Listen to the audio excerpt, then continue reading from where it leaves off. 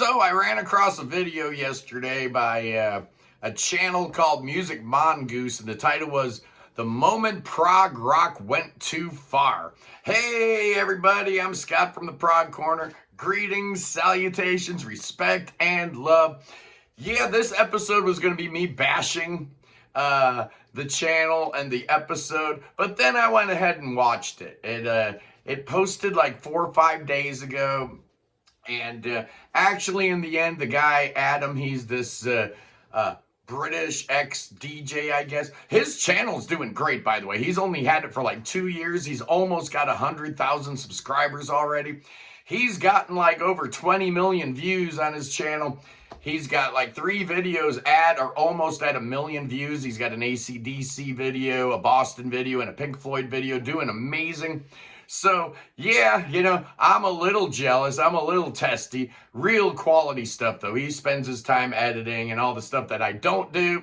But like I said, I was all ready to jump all over this clown and tell him how dead wrong he was and this, that, and the other thing. But at the end of the video, he actually was challenged, I guess, by one of his subscribers to listen to the album all the way through 5 times.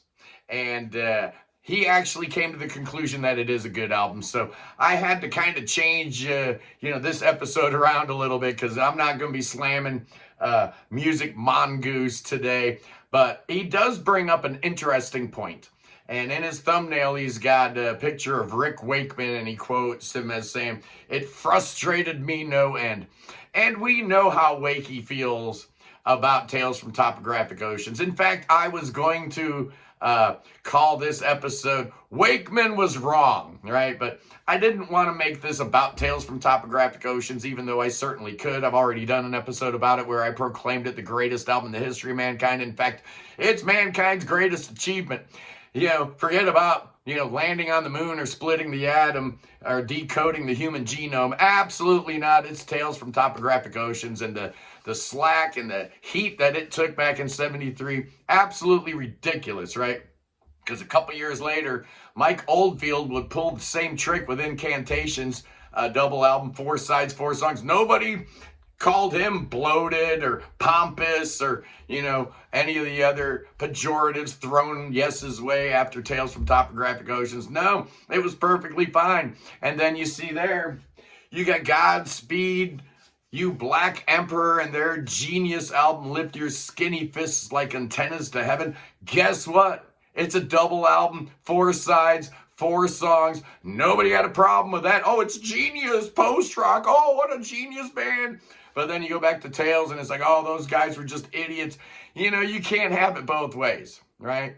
You can't have it both ways. Either the length of the song is a problem or it's not a problem. And, back to Wakey being dead wrong. One of the things I remember him saying about Tales from Topographic Oceans and why, he thinks it's all filler and fluff and like, all kinds of nonsense like that was, he said, well, when I got to the studio, it was only half written. We had 1 song that had 15 minutes, 1 song that had 12, and then the other 2 were only written like 8 minutes. And what album is written 100% through when, the keyboard player shows up to the studio? Just stop it. It's ridiculous. It's nonsense. The best albums are, created in the studio with all the members of the band, playing off each other, coming up with stuff at the last minute. You know the story, so that's absolutely ridiculous and a horrible reason to hate on the album, especially when some of Rick Wakeman's best keyboard playing of all time resides on Tales from Topographic Oceans. It's ridiculous. Wakeman's wrong. Everybody that hates Tales is wrong. But the premise of this video is not to defend my beloved Tales from Topographic Oceans, which I could do all day, every day. Obviously, I've just spent 4.5 minutes doing it. But it's about the idea that, can prog rock actually go too far? And that was in the title of Mongoose's episode. The moment prog rock went too far. Well, first of all, let's define prog rock, and we find out very, very quickly there are no limits, there are no boundaries, there are no borders, there are no rules. So you're telling me it went too far? What's too far? By whose criteria? Right? Who's making these rules that it's gone too far? Oh no! it hasn't gone too far. It never will go too far. Now, if a band came out with a song that was 24 hours long, that might be too far, but I don't think so, man. I don't care. It's all about pushing the envelope, trying new things, developing new sounds, new styles, within the accepted parameters of what is prog rock and all that kind of stuff. But prog rock knows no boundaries. So the idea that prog could ever go too far is an absolute oxymoron. It's not possible. You can't go too far in a genre that is absolutely designed to go too far. That's the whole idea behind prog rock, is to go where no band has ever gone before, right? So the idea that Yes went too far after Close to the Edge, they went over the edge with Tails. That's just, that's a story that, people have been telling for time immemorial, and I'm sick and tired of it. I absolutely am. I don't want to hear about it. Somehow, some way, Mike Oldfield, we talked about incantations, but, let's talk about his first 4 albums, right? Tubular Bells is all one song. Yeah, sold 50 million copies. The guy's a genius, right? Hergest Ridge, one song, right? Omadon, one song. And then he puts out his double album, Incantations. It's 4 sides, 4 songs. So, you can't tell me that song length alone means you're going too far. That's ridiculous, because, 20 minutes of music is not that hard to digest at any given time. It really isn't, and it's been that way for a long, long time. If you look at classical structures, right? You look at the symphony, and you have different movements, and that's exactly what Tales from Topographic Oceans is. It is a symphony, and that you've got 4 movements. It's not structured like a symphony, where you've got, the adagio part, and you got this part, and you got that, it's structured a little differently. But it's a rock and roll thing, right? Because if you're doing a double album, you got 4 sides, so you're going to have 4 movements, right? So, the second complaint people make sometimes about it is, well, those song lengths were only designed specifically because of the limitations of vinyl records and how much, music you can put onto a vinyl record. They artificially inflated a 15-minute song into a 20-minute song. No, they didn't. No, they did not. That is not what happened. Yeah, the limitation of the vinyl record certainly informed John Anderson and Steve Howe and the rest of the band in terms of how to do it. But, that's a formatting thing, right? Great art is always restricted in some way, shape, or form, right? I mean, you look at the size of a canvas. Have you ever been to the Louvre? Ever notice how tiny the Mona Lisa actually is? So the canvas size matters, right? Leonardo da Vinci wasn't working with a 50 by 30 canvas for the Mona Lisa. He had a specific canvas size, and that's what a side of an album is. It's your canvas, right? You can do whatever you want with it, but don't say that, Da Vinci was restricted by the size of that canvas and the frames that were available at the time. No, come on, stop it.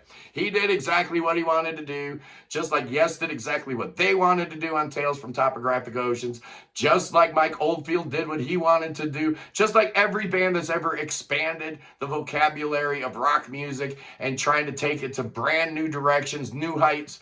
I welcome it all. It's not possible for prog to go too far.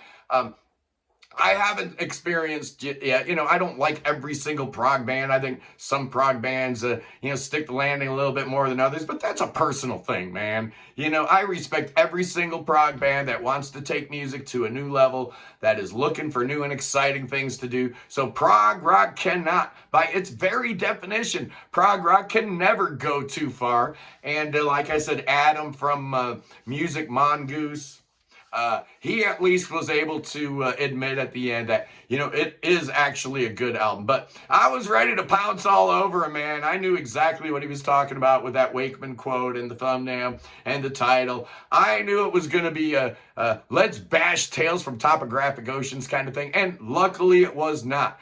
But it did provide me for a little bit of fodder for today's episode. Absolutely. Anyway, boys and girls, oh, man, I'm excited about this Sunday show. It's going to be absolutely amazing. We're talking about Alice Cooper. Why are we talking about Alice Cooper on a prog rock show? Well, I contend that Alice Cooper was pretty progressive, man. If you look at those first 2 albums, very much indebted to Zappa, you know, obviously. And then you look at the next two records, Love It to Death and Killers, very progressive stuff on there, man. And even their big commercial records like School's Out and Billion Dollar Babies, still some really cool progressive things on there. I love Alice Cooper. It's going to be an amazing show Sunday, 11 a.m. Eastern Time, with special guest Pete Pardo from the Sea of Tranquility. It don't get no better than that, boys and girls. Next week, I will be doing a couple reviews. I'll be reviewing the new Lunatic Soul album. I'll be reviewing, what else am I going to review? Oh, yeah, that new Gazpacho album. That's really good, Magic 8 Ball. But anyway, boys and girls, I love you guys. Be sure to subscribe to the Prog Corner. And if you got a couple extra pennies, you know, hiding away somewhere, squirreled away underneath your couch, consider becoming a member of the Prog Corner for as little as $1.99 a month. Anyway, I love you guys. Peace in the Middle East. Free Tibet. Free the Ukraine. Free your mind. Free beer. Free Willie. Oh, yeah. And you know what's coming next. We got to save that king. God save that cotton picking king. Oh, that some gun could use your saving right now. Oh, yeah. We're bringing that boy to America. Oh, yeah. Bring that boy to America. Yes, indeed. We got thoughts and we got prayers. We got spells and we got incantations. Oh, the good Lord's waiting for him, and there's no better place for him than Ohio, so come on over. You can meet my good buddy, Billy Bob. Billy Bob's got some poison he can drink, but he's also got 37 snakes that he wrangles. Hey, Billy Bob, how about loaning me couple of them snakes for the king, huh, buddy boy? Oh, yeah, here we go. Snakes on parade. Oh, they're dangerous snakes. They're going to get me. Oh, no, they're not. They're not going to get me. They're not going to get the king. They might get you, though. Oh, they're going to get you. I love you guys. I'll see you Sunday. Peace.